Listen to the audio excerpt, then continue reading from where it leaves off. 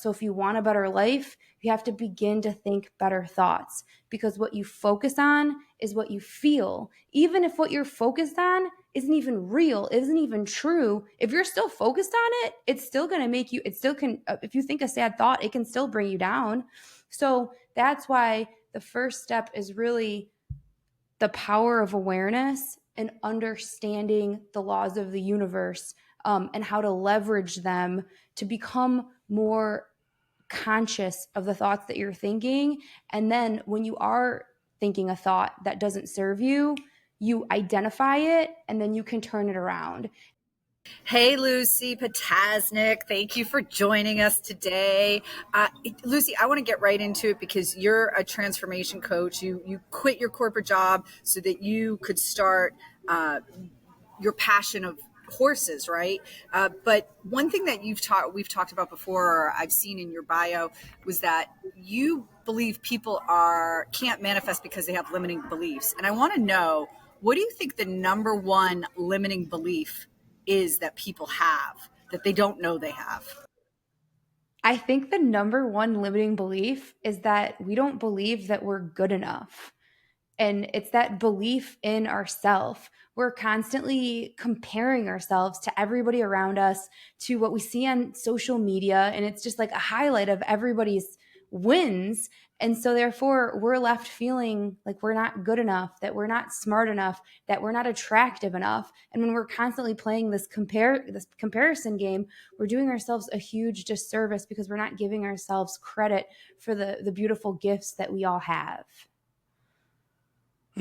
I like that. So, I mean, I don't like that for the people, but I think that's right because I do this to myself sometimes. I think my life's pretty great. Like I have a pretty interesting life and do a lot of great stuff, but sometimes I see somebody doing something else and I'm like, oh, I could never do that.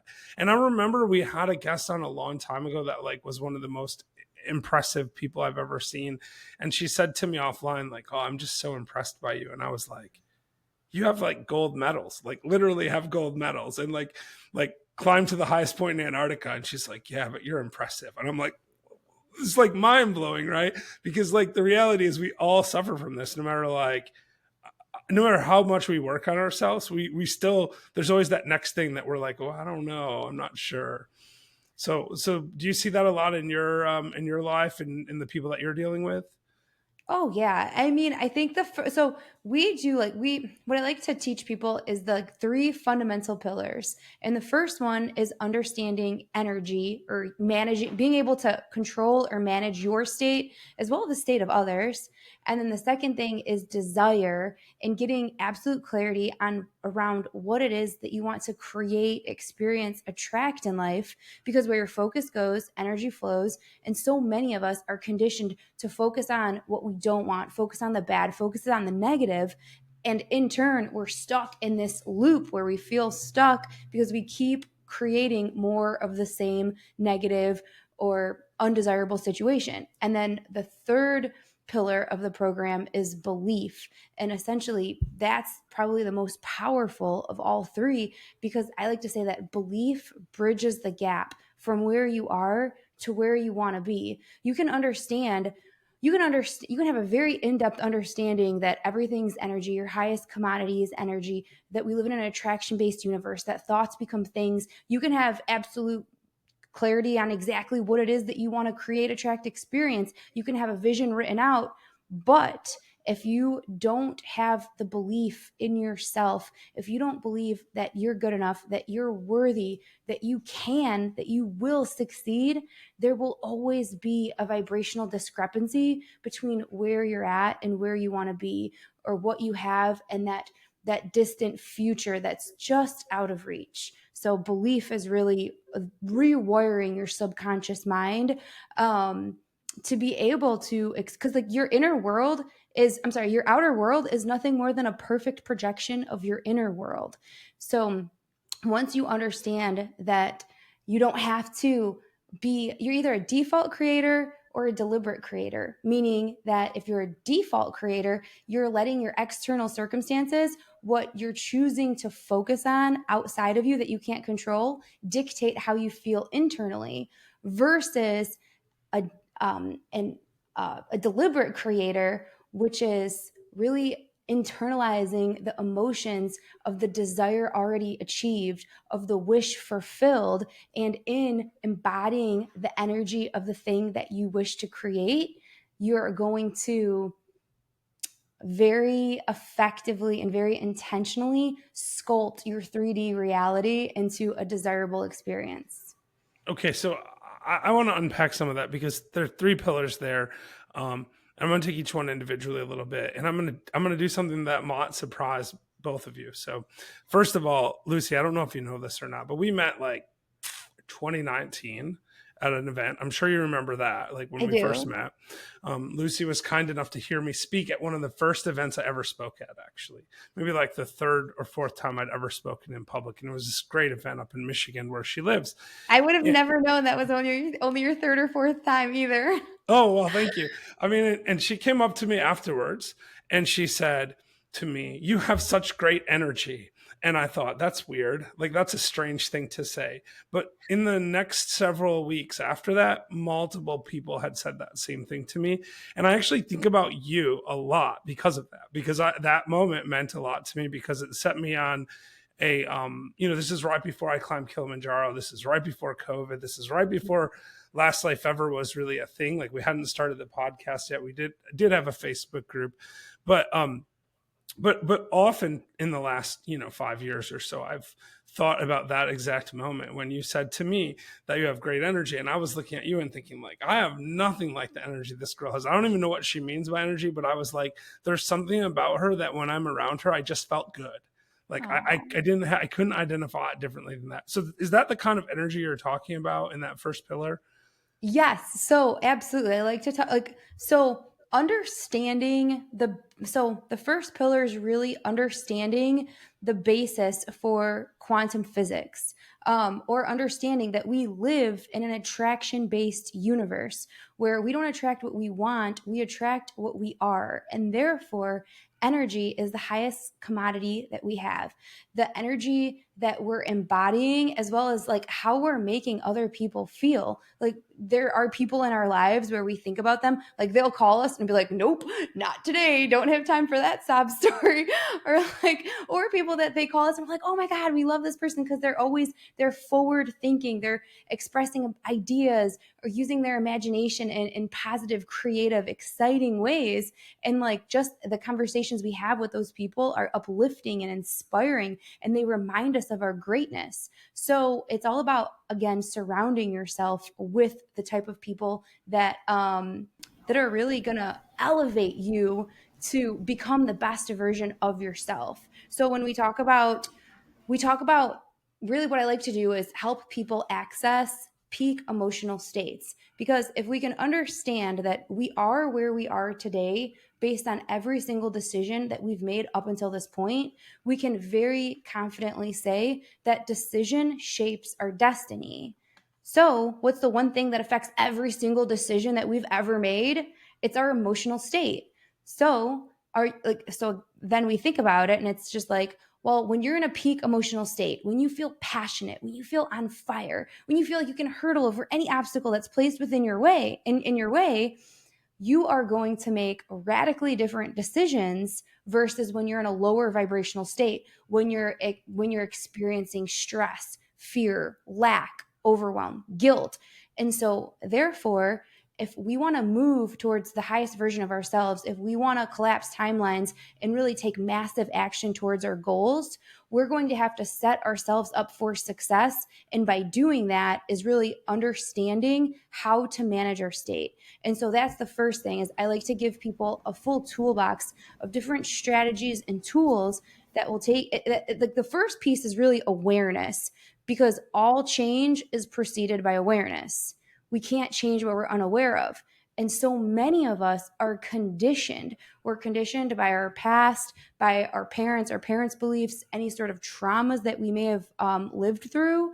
And so this conditioning essentially has really formed our belief system or our paradigm. And our belief system or our paradigm is really is why we are where we are today. Our life is a perfect projection of our belief system. Your life is the perfect projection of the thoughts that you think. Like the quality of your life is determined by the quality of the thoughts that you think. And so we can't, again, going back to the awareness, you can't change what you're unaware of. So if you want a better life, you have to begin to think better thoughts, because what you focus on is what you feel. Even if what you're focused on isn't even real, isn't even true, if you're still focused on it, it's still going to make you, it still can, if you think a sad thought, it can still bring you down. So that's why the first step is really the power of awareness and understanding the laws of the universe, and how to leverage them to become more conscious of the thoughts that you're thinking. And then when you are thinking a thought that doesn't serve you, you identify it and then you can turn it around. And in doing that with repetition, you will begin to see shifts in your life. Well, things will just start to work out, doors of opportunities will open, and miracles will begin to manifest. Yeah, no, that makes sense.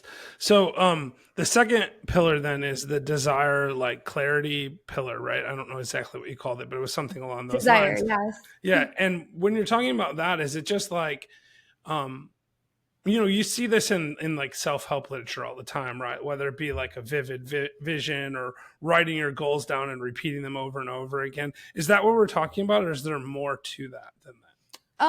There, that's like the basic surface level, and then it's really understanding how come, your obsessions become your possessions, and you have to know with absolute clarity what it is that you want, in order to figure out a roadmap to get you there. And a lot of times people will spend more time, more effort planning out a vacation that they're going to go on for a week versus cultivating a beautiful vision for their life, for their business. And a lot of times, again, like we're surrounded in a distracted society where we've got the news and the TV, and it's all doom and gloom and sadness and fear.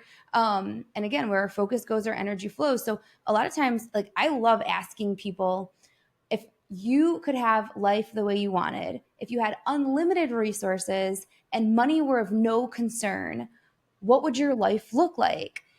And like the almost automatically people begin to list out every single thing that they don't want. Well, I wouldn't want this, I wouldn't want this, I don't want that, I don't like this. And it's like, well, you see, that's the thing, is like contrast will bring clarity. However, when you're too focused on the contrast or the thing that doesn't serve you or doesn't please you, you're just going to continue to bring about and attract more of that into your life.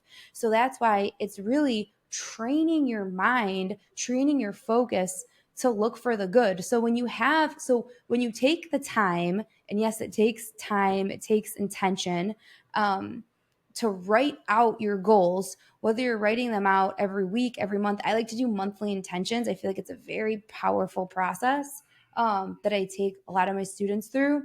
And you write this out, and then you're reading it every single day.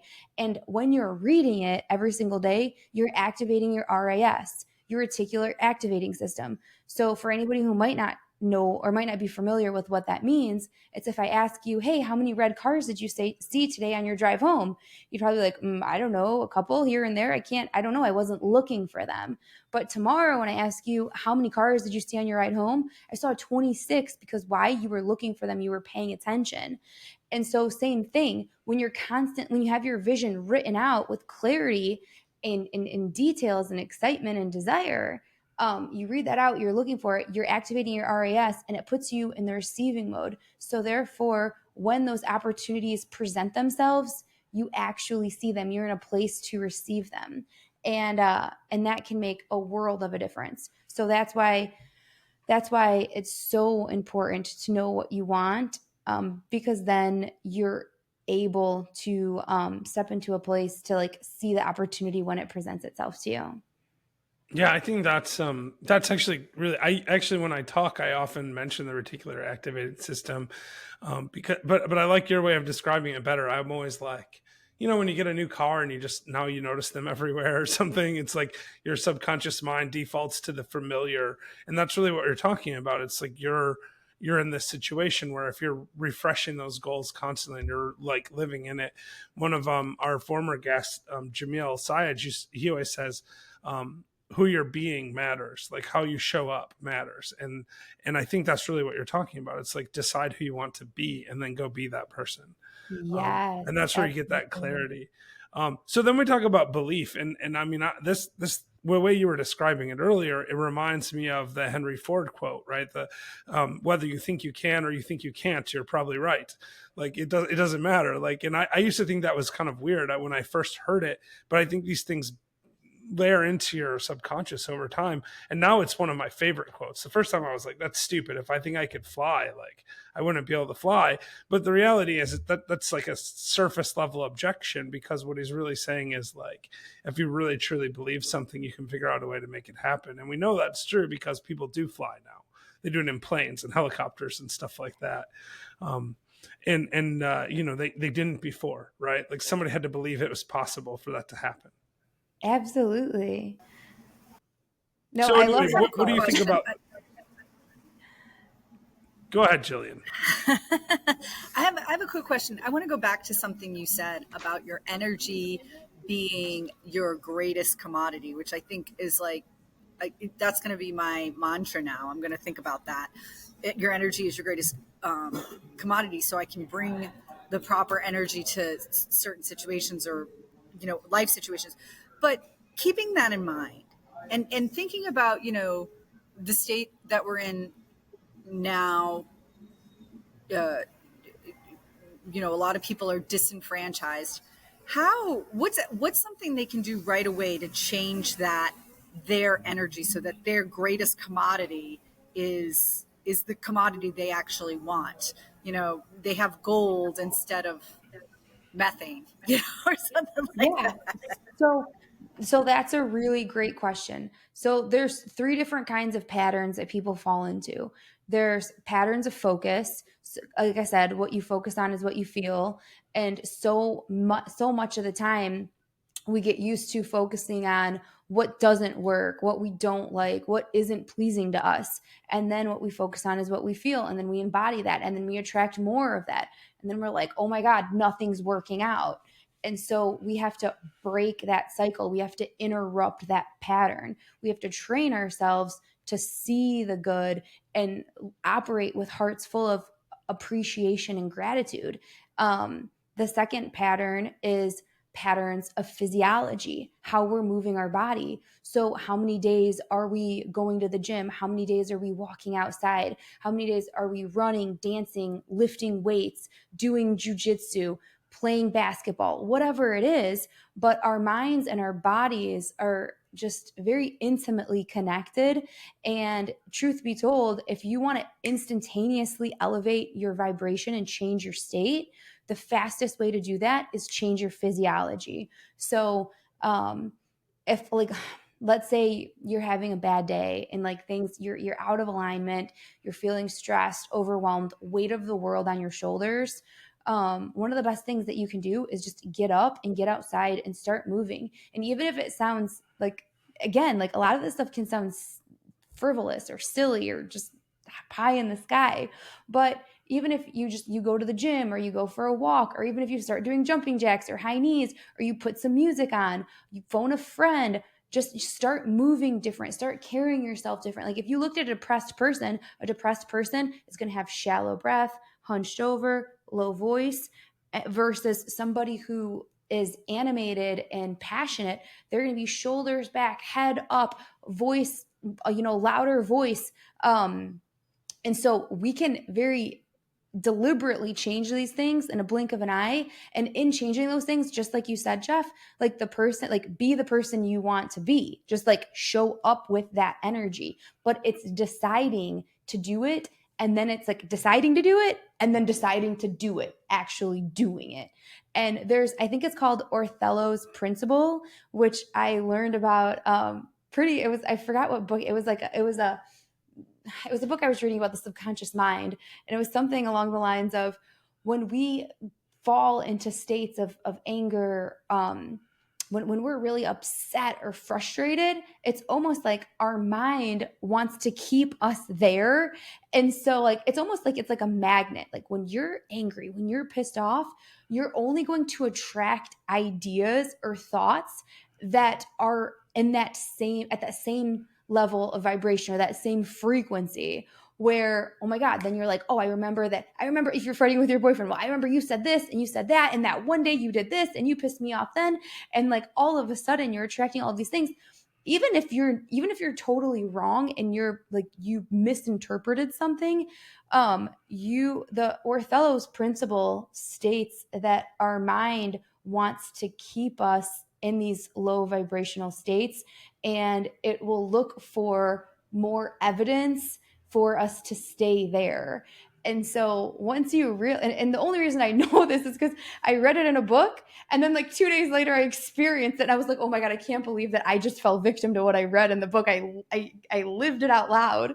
And I was not right. I was having a little disagreement with the boyfriend, and I was like, oh my God, you were right, I was wrong. And in my upset, in my frustration, even though you were right, I still wanted to stay angry. And I'm like, why on earth would I ever want to stay angry? Like, I don't want to live in a place of like chaos and anger. I want to live like in this high vibrational disc of fun and freedom and excitement and joy. So it's hard work pulling yourself out of these patterns that we're used to feeling. So like I said, patterns of focus, patterns of physiology, how we're moving our body. And that's why working out and having that routine where we're working out every single day, so that way we have that discipline built into our schedule, is super powerful. And then the third pattern is pattern of language. So the language that we use truly shapes the world as we perceive it,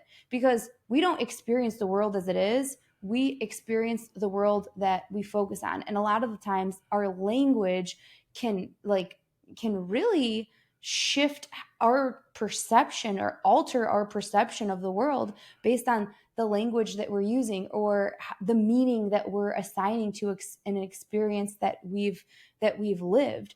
And so when we talk about like who we're surrounding ourselves with, it's kind of like if you're at a dinner party and there's all these different groups of people, you stop to talk to this group of people, and then someone's like, oh yeah, Danny was in a car accident. And then the next thing you know, every single person in that group is talking about how someone they know was in a car accident or how they were in a car accident. It's like, that's a low vibrational conversation that you're choosing to participate in. Because when you're talking about a car accident, like that's an experience. And like, again, where your focus goes, your energy flows. What you talk about, speak about, think about is what you would attract. Every moment is a manifested miracle. And that's why people truly need to understand the power of their words, the power of their thoughts. So then at the same dinner party, you're like, not really feeling the vibe of this conversation. And then you walk it over to the next group of people, and they're talking about like their new podcast that they just launched, or like this new exciting business endeavor that they're starting off, or like something exciting that they're doing, or maybe even better, they just got back from Jamaica and they're like, oh my God, it was my first time there. The beach was perfect. The temperature, the people, the service, the hotel. And like, they just keep like, and so then while your focus is on a tropical paradise at the beach, guess what? The other people standing there are going to be like, oh my gosh, I love the Caribbean. Have you ever been to Fiji? I was just at Fiji. And then someone else be like, oh my God, there was this little, we were just in Venice. And then all of a sudden people are sharing their incredible experiences of traveling. And that's a conversation that you want to participate in, because it's creative, it's exciting. And again, whether you're choosing to participate in a conversation about car accidents or tropical vacations, it's your decision. So that's why I like to really encourage people awareness. Be aware of the people you're surrounding yourself with and the conversations that you're choosing to participate in, as well as the language you're using, not only with everyone around you, but the internal dialogue, that little voice in your head. 9 out of 10 times, that little voice is tearing us down, telling us that we're not good enough, that who are we to think that we're capable of this or that. And again, it's the awareness and taking your power back in that moment and being like, absolutely not. I will not tolerate this. I am good enough. I can, I will, I must. And really just showing up with that energy. I love that. It reminds me of another thing I learned from you. I bet you didn't know that you taught me so much stuff, but I remember it was like early COVID. You commented on one of my Facebook posts and you just said, protect your bubble. And I didn't know what you meant at that moment. And then like, I thought about it a lot and I was like, no, I totally get it. Right. Like you're saying, like the part of, you have to watch out for what influences are coming into you. And, you know, I did some of this, you know, naturally. I stopped watching like cable news in the early 2000s because I was like, this stuff is terrible. Every time I watch it, I get irritated, I get You upset. feel Like it. it doesn't do me any Yeah. good, right?